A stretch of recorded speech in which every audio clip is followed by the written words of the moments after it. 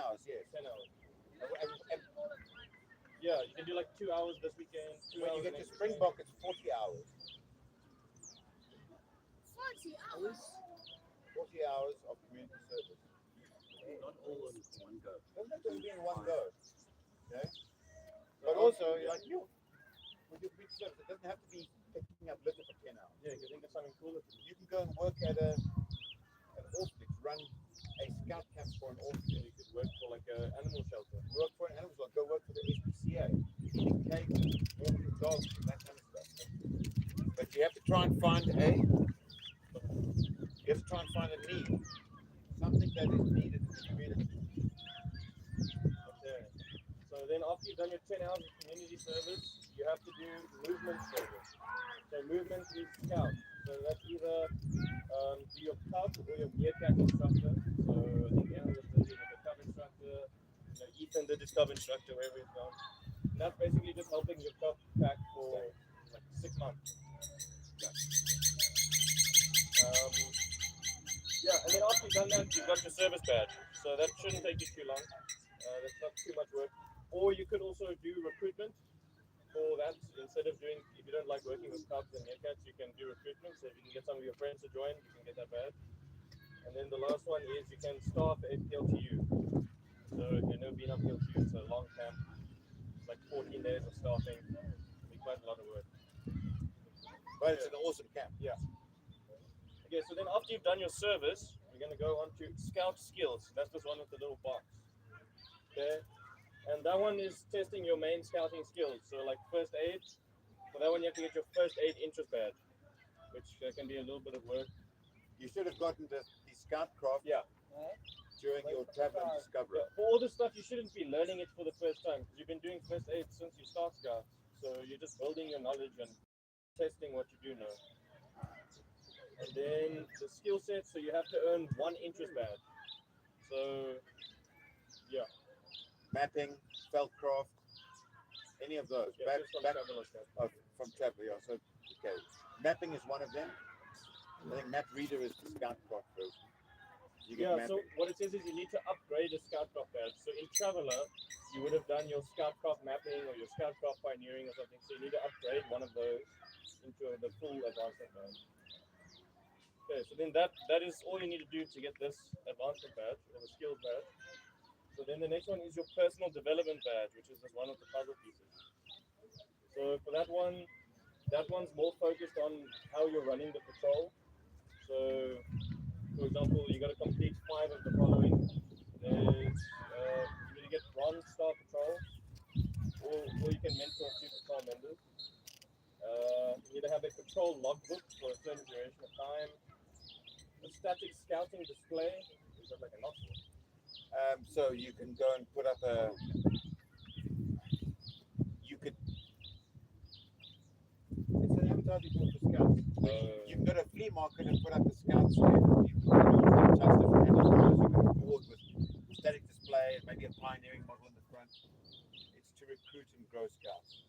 That's what it's about. Okay, then you need to lead a campfire, or you can attend a PLTC. So this is an LDC 1 and LDC 2. PLTC is like this, but a little bit more advanced. The next one, it's also a weekend camp. It's held normally at Gilwell or at Arrow Park, and it takes LDC 1 and 2 and just adds to it. Then you need one physical activity interest badge. So if you do sports at school, you can maybe look at getting the sportsman's badge, or you can do the athletics badge, Swimming. physical fitness badge, swimming. There's a lot of them that you can try to. I think there's also this is like hiking or something. There is a high leader badge as well. It's also one of them. There are a couple of them. There's a Master at Arms badge, which is like martial arts and stuff. So if you do any stuff like that, you do that. Okay, and then you need to do a friendship activity. What would that entail? So you guys plan a program, and you invite another patrol from another troop to come and join you on your program. It doesn't have to be a full program, but it could be a go play paintball, or something like that. Just a friendship activity with another troop. Okay, and then lastly is succession planning. So this whole camp we've been learning how to be PLs and that kind of stuff. So what succession planning is when you're a PL and let's say you're 17, 16 years old and you know you're gonna soon like age out of scouts because you're almost 18. What you're doing is you want to make sure that you don't leave your patrol in the dust and just leave them abandoned. So you start training the person who's going to be the next PL so that he knows how to do the job of being a PL and that kind of stuff. So you're basically making sure that he's ready. So that's what that's what succession planning is. Which is normally the APL of your patrol. Normally. Yeah. And then that APL would then train the new APL. Okay, then that will be enough to get you this badge with the puzzles on, your personal development badge. Okay, so then the next one is map work, which is this one with the compass, right? And we can see from there. But what that one is, so you need to do a mapping training exercise. So whether that's teaching your patrol, maybe you go on, what is it called? Orienteering. The orienteering. That kind of stuff, where you're teaching them bearings and that kind of reading a map and all that. You need to do an expedition, so a hike. You need to do one overnight hike which you plan. So like we were doing planning for events earlier, same kind of planning, but now you're going to do that for a hike. And then the last one is you need a navigational skills interest badge.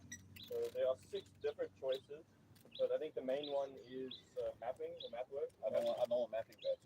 And then wouldn't Scoutcraft, what does Scoutcraft be here? Sand stories. No.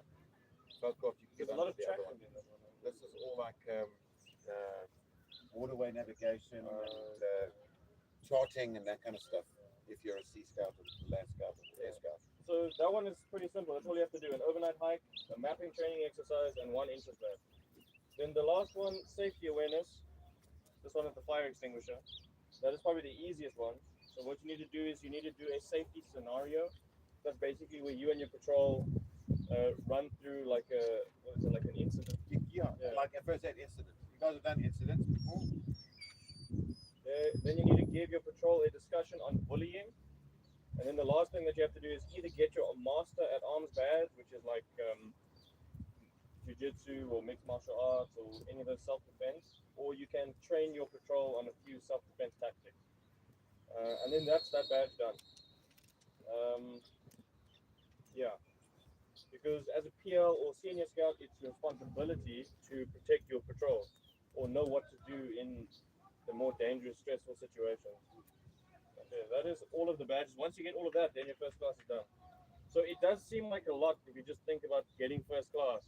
But if you look at achieving 1 badge at a time, it breaks it down into more manageable sections instead of just looking at everything that you have to do. And the same goes for Traveler and Discoverer. They also broke it down into the exact same sections. So it's easy to actually get through them. First class actually has the least amount of requirements, but the most amount of work to get those requirements completed. Traveler has the most amount of requirements to get everything. There's tons of stuff you have to know, but it's very easy to get through them.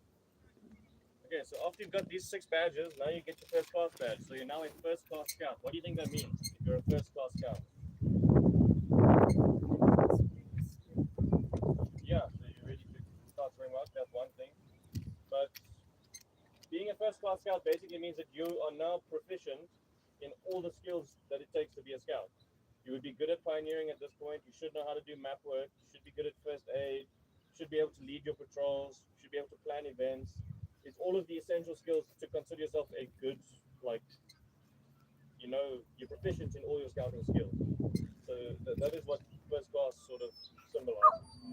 But yeah, that's all that there is on here. That's fine. So Baden Powell said that a scout is not a full scout until he's achieved first class. Now, not everyone is going to get Springbok, I can guarantee you. But every one of you can achieve first class. So that's what you've got to strive for now. If you get first class and then you think, well, I'm still young enough, I can get Springbok, I'm going for Springbok.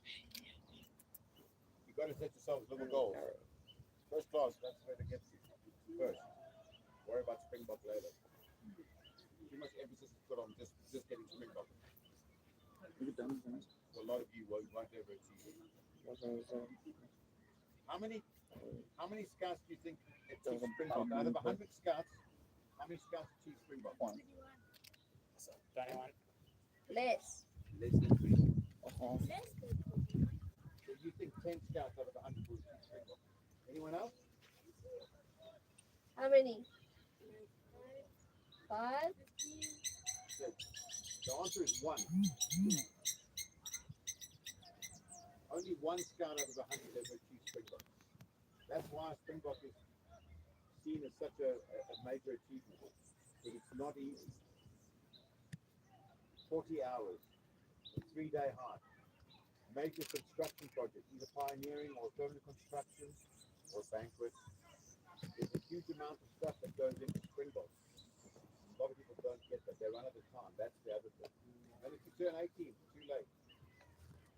I didn't get my Springbok. I turned 18. Too late. You guys are all young, so you have the ability